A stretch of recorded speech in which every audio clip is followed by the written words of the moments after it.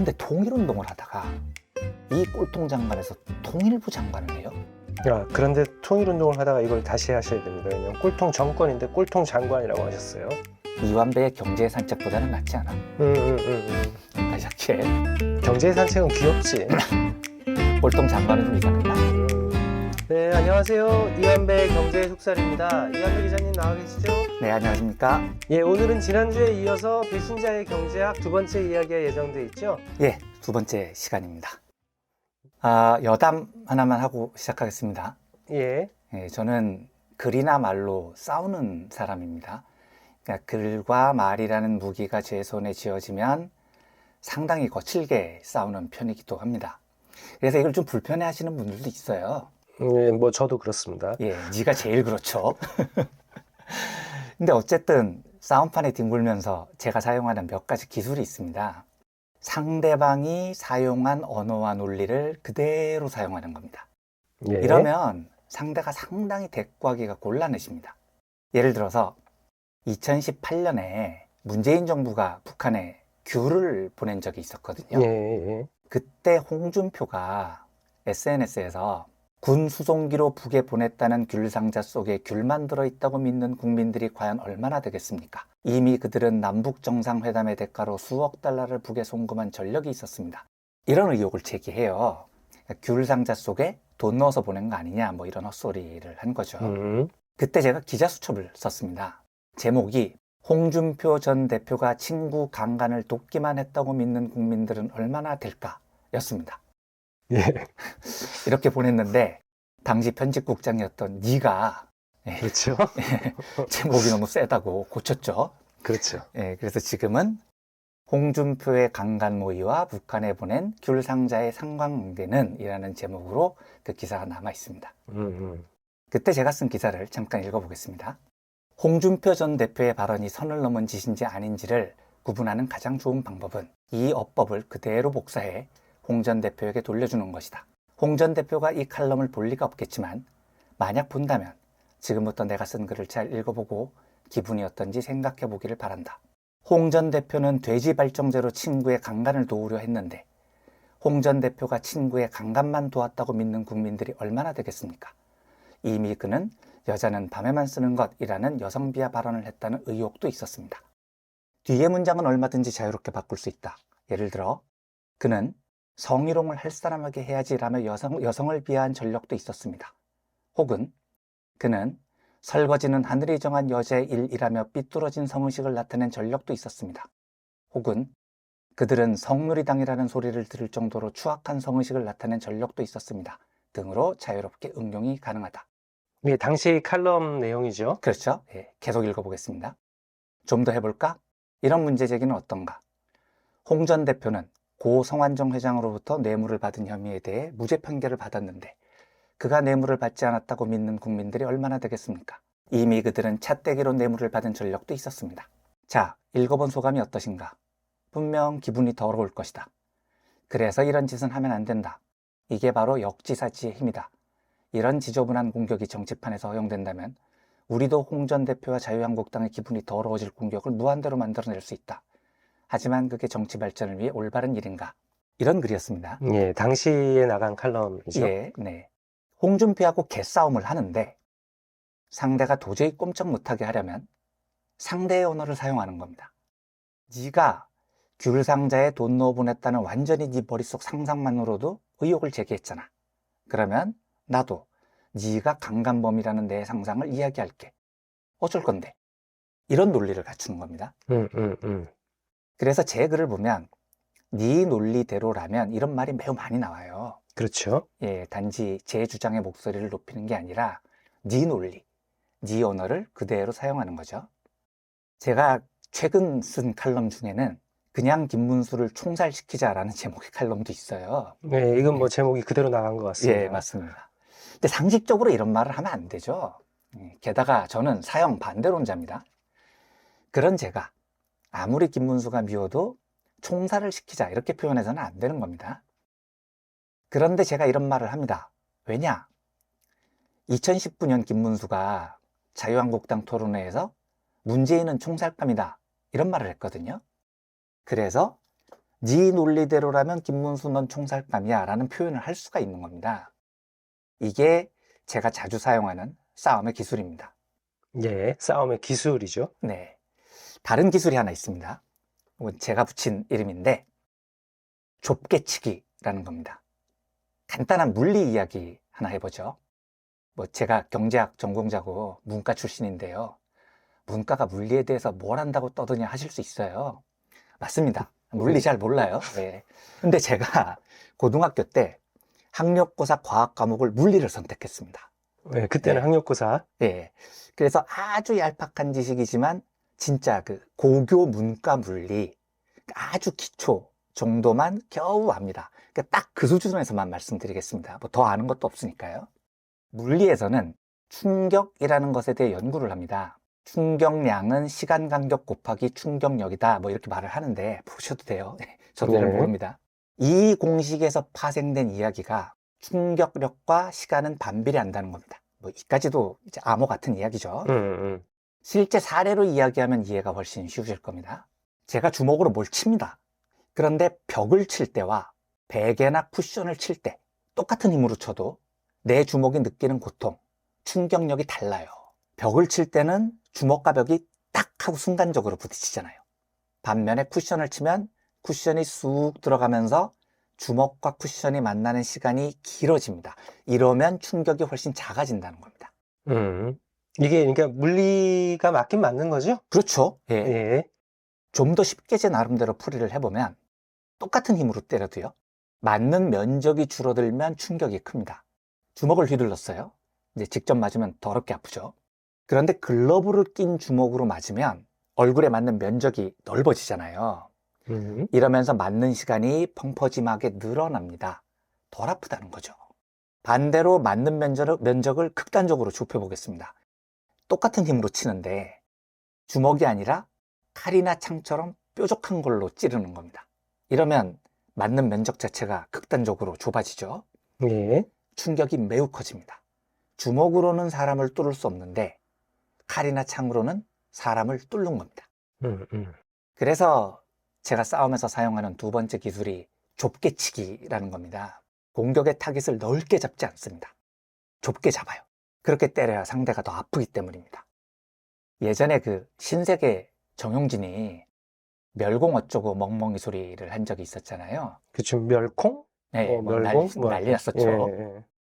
그때 페북에서 어떤 분이 신세계 불매운동에 대해서 쓰신 글을 봤는데 너무 힘들게 신세계에서 파는 제품 전부 다 불매운동 하려고 하지 마라. 힘들다.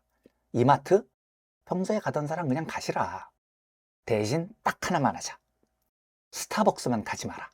이렇게 조언을 합니다. 예. 이 정용진이 벌인 여러 사업 중에 거의 유일하게 성공한 게 스타벅스거든요. 나머지는 다 말아먹었습니다. 정용진은 사업 말아쳐 드시는 걸로 유명한 사람입니다. 근데 유일하게 스타벅스가 성과가 있었단 말입니다. 그래서 그분은 스타벅스의 불매운동 화력을 집중하자. 그러면 정용진이 타격을 입는다. 이런 제안을 하는 겁니다. 예. 와, 감탄했습니다. 그렇지. 때리기로 마음을 먹었으면 좁게 쳐야 됩니다. 스타벅스 하나만 골라서 집중적으로 치는 게 훨씬 타격감이 있어요. 타격감. 예. 제가 왜 이야기를 드리냐면 오늘 배신의 경제학 두 번째인데요. 예. 김용호 통일부 장관, 김문수 고용노동부 장관이 등장합니다. 근데 지난주 방송 댓글 중에 하태경은요? 이렇게 물어보시는 청취자분이 계셨어요. 당연히 배신자입니다. 나쁜 놈이죠. 그런데 하태경은 김용호나 김문수와는 차원이 좀 달라요. 김용호, 김문수가 훨씬 악질입니다. 그래서 오늘은 좁게 치겠습니다. 하태경은 빼겠다는 이야기입니다. 하태경이 나쁜 놈이 아니어서 빼는 게 아니고요. 좁게, 하지만 더 강하게 치기 위해서 빼는 겁니다. 네, 알겠습니다. 자, 먼저 배신자를 처단하는 것이 왜 협동적 사회를 건설하는 데 매우 유효한 전략이며 왜 사회적으로 가치 있는 일이냐에 대한 이론을 소개해 드리겠습니다. 공공재 게임, 영어로 퍼블릭 굿즈 게임이라는 것이 있습니다. 지난주 소개해드렸던 실내 게임과 약간 비슷한데 다른 점은 게임 참가자가 둘이 아니고 여러 명입니다. 오늘은 편의상 5명이라고 해보겠습니다. 예. 5명한테 각각 10,000원씩 줍니다. 그리고 여러분, 공공금고가 하나 있는데 여러분이 받은 돈 10,000원 중 얼마를 떼서 공공금고에 기부를 해주세요 라고 요청을 합니다. 얼마를 기부하건 자기 마음입니다. 빵원에서 10,000원까지. 기부를 한 돈은 어떻게 되느냐? 3배로 불어요. 지난주 실내게임과 비슷하죠? 네, 비슷하네요. 예, 예를 들어서 제가 5,000원을 공공금고에 기부했다면 금고에는 5,000원이 아니라 15,000원이 들어가는 겁니다. 여기서 핵심은 누가 얼마를 기부했는지 알려주지 않아요. 즉, 주변 사람 눈치를 볼 필요가 없습니다. 자기 소신대로 기부하면 됩니다. 이렇게 5명한테 기부를 받은 뒤에 모은 돈, 3배가 됐죠. 이 돈을 다시 5명에게 나눠줍니다. 정확히 5분의 1로 쪼개서 줘요. 예. 여기서 또 핵심은 더 많이 기부를 했건 한 푼도 기부를 안 했건 돌려받는 돈은 같다는 겁니다. 어차피 기부를 할 때부터 누가 얼마를 기부했는지 아예 모르거든요. 자, 어떻게 하는 게 제일 좋은 모델일까요? 얼핏 드는 생각은 5명 다 10,000원을 모조리 기부하는 겁니다. 이러면 50,000원인데 공공금고에는 그 3배인 150,000원이 쌓일 겁니다. 그리고 그 150,000원을 다시 5명한테 5분의 1로 나눠준다고 했죠? 그러면 30,000원씩 돌아옵니다. 10,000원 내고 30,000원 챙기는 거죠. 나쁘지 않은 아이디어 같습니다. 네, 직관적으로 보면 뭐 이게 제일 정답 같은데요? 그렇죠? 그런데 지난주에도 말씀을 드렸지만 게임을 해보면 꼭 명박이 같은 애들이 있어요. 그렇지. 네, 잔머리 연락 울리는 애들이죠. 명박이는 이렇게 생각하는 겁니다. 어차피 누가 얼마 기부했는지도 모르잖아. 그럼 난 기부 안 하고 버틸래. 이러면 일단 자기 돈 10,000원을 아낄 수가 있는 거죠. 예. 안 냈으니까. 그쵸? 그리고 네. 다른 4명은 다 기부를 해요. 이러면 40,000원인데 이 돈은 3배로 불어서 120,000원이 공공금고에 쌓일 겁니다. 이 120,000원은 묻지도 따지지도 않고 5분의 1로 쪼개서 나눠준다고 했죠. 120,000원의 5분의 1은 24,000원입니다. 첫 번째 게임에서 모두가 다 기부를 했을 때는 1인당 30,000원씩 30,000원씩. 예. 예. 근데 지금 명박이는 일단 자기 돈 10,000원을 기부 안 하고 챙겼다고요. 예. 여기에 공공금고에서 나눠주는 돈 24,000원까지 또 챙겼어요. 합이 34,000원이 된 겁니다. 성공했네요. 예, 아까 30,000원보다 4,000원 많죠. 반면에 원래는 30,000원씩 받았어야 할 나머지 4명은 24,000원씩 밖에 못 받았습니다. 다들 6,000원씩 손해를 본 거죠. 예. 문제는 현실에서는 게임을 한 판 하고 끝내는 경우가 거의 없다는 겁니다. 과정은 반복되기 마련이고 이 사람들은 모여서 또 비슷한 게임을 해야 합니다. 그래서 이 공공재 게임을 첫 판에 멈추지 않고 2번째 판으로 이어갑니다. 어떤 현상이 벌어질까요? 일단 난리가 날 겁니다. 그렇죠. 예, 첫 판 끝나고 나서 5명이 모일 거잖아요. 예. 근데 다들 30,000원 받을 거 기대하고 들어갔다가 24,000원밖에 못 받았어요. 무슨 뜻입니까? 한 놈이 얍실하게 기부를 안 했다는 뜻이겠죠? 화나잖아요. 야, 예. 어떤 새끼가 기부를 안 하고 버텼어. 그런데 명박이가 총 맞지 않은 이상 사실대로 털어놓을 리가 없잖아요. 그렇죠. 결국 서로 분통만 터뜨린 채 범인을 찾지 못하고 2번째 판으로 들어갑니다. 그럼 생각이 복잡해질 것 같은데요? 복잡해지죠. 2번째 판에서 야, 순수한 마음으로 기부했더니 얍실한 놈만 이익을 챙겼네. 그럼 내가 왜 기부를 해야 돼? 나도 뒤통수 치는 게 유리한 거 아니야? 이런 생각을 하는 사람이 생긴다는 겁니다. 그래서 이 사람도 뒤통수를 칩니다. 이러면 분배되는 돈이 더 작아집니다. 이 과정이 반복되면 결국 5명, 그 누구도 한 푼도 기부를 하지 않게 됩니다. 그냥 받은 돈 10,000원만 간직하는 거죠.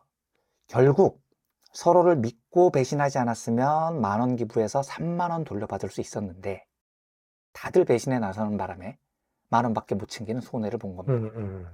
사회적 효용이 3분의 1로 떨어진 거죠. 예. 이 긴 과정의 결론을 한마디로 요약하면 이게 매우 중요한 대목입니다. 이기심은 전염된다는 겁니다. 첫 판에서는 오직 명박이만 얍실한 짓을 했죠. 그런데 이 이기적인 놈을 방치하면 결국 다른 사람도 다 같은 짓을 해요. 그렇겠네요. 네. 많은 분들이 저에 대해서 오해를 하시는 게 하나 있습니다. 제가 민중의 소리에 쓰는 칼럼 제목이 협동의 경제학이고 협동을 엄청 강조하다 보니 여러분들이 제가 성선설을 지지하는 줄 아시더라고요. 음, 아닙니다. 저는 인간이 태어날 때부터 선하다거나 악하다거나 하는 말에 공감하지 않아요. 제가 중요하게 생각하는 건 착한 사람, 나쁜 사람 섞여서 사는 게 세상인데 어떻게 하면 이 사람들을 잘 엮어서 협동적이고 효율적인 사회를 만드느냐는 겁니다. 예. 그래서 조직 내에서 얍실한 인물이 하나 있잖아요. 뻘빛하면 남이 한 일을 자기 공으로 가로채고 남들 뒷담화하고 상사한테 아부해서 승진하고 그래서 조직 문화를 개판으로 만드는 사람이요. 이런 사람을 어떻게 처리해야 하느냐고 저한테 물으신다면 제 답은 단호합니다. 즉시 처단해야 됩니다. 이기심은 전염된다니까요. 그래서 그 이기심의 요소는 뿌리부터 뽑아야 돼요. 그래야 남은 구성원들이 안심하고 배신당할 염려 없이 협동을 합니다. 예. 이런 현상은 동물 사회에서도 관찰이 됩니다. 아, 그래요? 예. 흡혈박쥐라는 동물이 있어요. 말 그대로 박쥐고 소나 말의 피를 빨아먹고 살죠. 근데 얘들이 생존율도 매우 높고요. 상당히 오래 삽니다. 보통 포유류는 덩치가 클수록 오래 산다는 거잖아요. 그렇죠? 예, 인간은 좀 예외여서 음, 비슷한 덩치의 포유류보다 4배는 더 산다고 하고요. 예. 그런데 인간처럼 덩치에 비해 아주 오래 사는 예외적인 동물이 흡혈박쥐입니다. 조그마한 애들인데 40년 정도를 산대요. 비슷한 무게의 포유류에 비해서 4배나 더 사는 거라고 하더라고요. 예. 근데 일단 얘들은 흡혈을 해야 사는 거잖아요. 근데 어려서 흡혈을 잘 못하는 새끼들도 있겠죠. 놀라운 사실은 어른 흡혈박쥐들이 어린 흡혈박쥐에게 피를 나눠준다는 겁니다. 뭐, 포유류가 자식 챙기는 거는 뭐, 본능이 아닐까요? 그런데 자기 자식에게만 주는 게 아니고요. 남의 자식에게도 피를 나눠줘요. 아, 예. 어른 중에서도 그날 흡혈에 실패한 애가 나올 수 있잖아요. 예. 이때 어른들끼리도 서로 돕습니다. 흡혈에 성공한 박쥐가 피를 토해서 굶은 애들에게 나눠주는 거죠. 매우 협력적 공동체를 이루고 산다는 건데 이게 얘들이 장수하는 비결이라는 겁니다. 협동이 사회적 가치를 높인다는 뜻이겠죠. 예. 그런데 이 세계에서도 가끔 명박 박쥐가 등장해요. 예. 어디나. 어디나 명박이 있습니다. 예. 온 세상이 이명박이죠. 남이 나눠준 피를 홀라당 다 처먹고 자기는 안 나눠주는 거예요. 이런 애가 등장했을 때 흡혈박쥐 사회가 어떤 대응을 하느냐? 단호하게 왕따를 시킵니다. 그래서 그 사회에 발을 못 붙이게 해요. 배신자를 강력히 처단해야 협동적 사회가 유지된다는 걸 너무 잘 아는 겁니다. 아, 예. 협동의 경제학이네요. 그렇죠? 네, 지금 들으면 참 웃긴 이야기인데 1995년에 대우그룹이 당시 세계 2위였거든요. 네. 운동권 특채라는 걸 한 적이 있습니다. 네, 많이 갔었죠. 예, 이제 특채는 특별 채용인데 요즘 이런 거 잘못하면 공정성 문제로 난리가 나죠. 그런데 당시에 대우가 어떤 사람을 특별 채용했느냐? 운동권을 특채한 겁니다. 네. 오너였던 김우중 회장의 특별 지시였어요. 물론 말로는 전국의 운동권을 대상으로 특채를 한다고 했는데 실제로는 90% 이상 서울대 출신 운동권들을 싹쓸이 해갔습니다. 뭐 이런 것도 학벌을 차별하는 참 역같은 세상이죠. 그래서 90여 명의 운동권들이 특채 방식으로 입사를 해요. 이분들 평균 연령이 30대 초반, 직업이 고시 준비생, 학원 강사, 노동운동가 이런 사람들이었어요. 근데 진짜 황당했던 게 김우중이 이 운동권의 운동 경력을 직장 경력으로 인정을 했습니다. 예, 맞아요. 그런 얘기 들은 것 같아요. 예, 경력직으로 다 입사를 했어요. 진짜 파격적이죠. 그리고 입사 직후에 전 세계를 도는 연수를 보내줍니다. 이렇게 어마어마한 혜택을 퍼부으니까 결국 이 사람들 중 상당수가 뭐 변절 비슷하게 합니다. 나중에 김우중 친위대가 된 사람도 있죠. 저도 뭐 개인적으로 아는 분들 몇 분 있는 것 같아요. 있죠. 예. 예. 근데 저는 이 일에 대해서 좀 시큰둥합니다. 먹고 살기 위해서 재벌에 특채됐다? 그럴 수 있다고 봐요. 취직하고 살다 보니 김우중에 충성하게 됐다? 좀 안타깝지만 그것도 뭐 사람 사는 일인데 그럴 수 있다고 봅니다. 이현배 기자님 평소랑 좀 다르신 것 같은데요? 아니요, 이거 제 스타일인데요? 예, 그런데 제가 이 문제에 대해서는 한 번도 욕하는 거 보신 적 없으시잖아요. 예, 그렇긴 합니다. 그러니까 이건 좀 제가 시큰둥해요. 그런데 김용호 통일부 장관은 케이스가 좀 달라요. 이 사람은 일단 먹고 사는 문제가 해결이 된 사람입니다. 성신여대 정치외교학과 교수였거든요. 이 사람이 1980년대 운동권 출신입니다. 그렇죠. 국가보안법 위반 혐의로 10개월 동안 옥살이도 했고요. 그런 인간이 꼴통보수 정권에서 장관을 한다? 웃기긴 한데 뭐 그럴 수 있다고 봅니다. 문제는 뭐냐? 이 사람이 다른 장관도 아니고 통일부 장관이 됐다는 겁니다. 그게 뭐가 다르냐 하실 분이 있으실 것 같아서 부연 설명을 좀 드리면 이 사람이 그냥 운동권이 아니고 골수 통일운동가였습니다. 예. 당시 운동하던 사람들이 자기 생각을 알리기 위해서 사용한 거의 유일한 방법이 책이었습니다. 그렇죠. 예, 물론 책만 내면 이적 표현물이라고 국가보안법 적용해서 다 잡아갔지만 그래도 그 시절 책은 거의 유일한 커뮤니케이션 수단이었습니다. 그리고 당시 통일운동을 하시던 분들에게 가장 영향력이 컸던 출판사가 도서출판 녹두라는 곳이었습니다. 김영호가 바로 이 도서출판 녹두의 대표였다고요. 그렇죠. 제가 김용호의 변절이 엿같은 이유가 이겁니다. 김용호가 하태경처럼 그냥 국회의원 하겠다 이랬으면 기분 더럽지만 참고 넘어가겠습니다. 그런데 통일운동을 하다가 이 꼴통 정권에서 통일부 장관을 해요? 이건 자기 인생만을 부정하는 게 아니라 함께 목숨 걸고 통일운동했던 동지들의 삶을 다 부정하는 겁니다. 학생운동 하다가 대우그룹에서 김우중 친위대 노릇을 한 것과는 아예 차원이 다른 이야기예요. 윤석열이 얘를 왜 통일부 장관으로 앉혔겠습니까? 내가 통일운동 해봐서 아는데 그 새끼들 다 빨갱이야, 종북이야, 뭐 이런 짓 하라고 앉힌 겁니다. 실제 그런 짓을 하고 있죠. 그쵸? 지난주 말씀드린 함원경과 마찬가지입니다. 아니 그냥 그쪽에 밀붙어서 총선 출마하면 제가 뭐라고 안 해요. 그런데 나 전직 운동권인데 운동권 청소부할게 이 짓을 하니까 화가 나는 겁니다. 고용노동부 장관 김문수요. 80년대 노동운동의 전설이었습니다. 위장 취업을 해서 노조위원장까지 지냈습니다. 당시 노동운동을 했던 수많은 사람들이 김문수를 진짜 전설이라고 생각했어요. 그렇죠. 그러던 김문수가 김영삼한테 스카우트 돼서 국회의원도 하고 경기도지사도 했죠. 역겹지만 이때까지 저는 별말 안 했습니다. 뭐 배신자가 한둘이 아니잖아요. 그리고 저는 좁게 치는데 김문수가 도지사 할 때까지는 이 좁은 범위에 안 들어왔어요. 예. 그런데 한때 노동운동의 전설이 반노동자 성향이 너무나 명백한 윤석열 정권에서 고용노동부 장관을 해요. 여기서 뚜껑이 열리는 겁니다. 거기서 그러고 있잖아요. 내가 과거 노동운동 해봐서 아는데, 노조위원장 해봐서 아는데 저 새끼들 떼쓰는 거야. 밟아버려야 돼. 이런 짓을 합니다. 자기 인생을 부정하는 것뿐만 아니라 당시 함께 목숨을 걸고 노동운동을 했던 동지들의 인생을 팔아먹습니다. 이런 배신자들을 응징하고 타격해야 합니다. 단호하게 처단해야 구성원들이 저런 류의 배신을 두려워합니다. 그래야 우리가 구축한 협동의 사회를 더 잘 유지할 수 있습니다. 이것이 진보사회를 더 강하고 건강하게 만드는 방법이라는 믿음이 확산됐으면 좋겠습니다.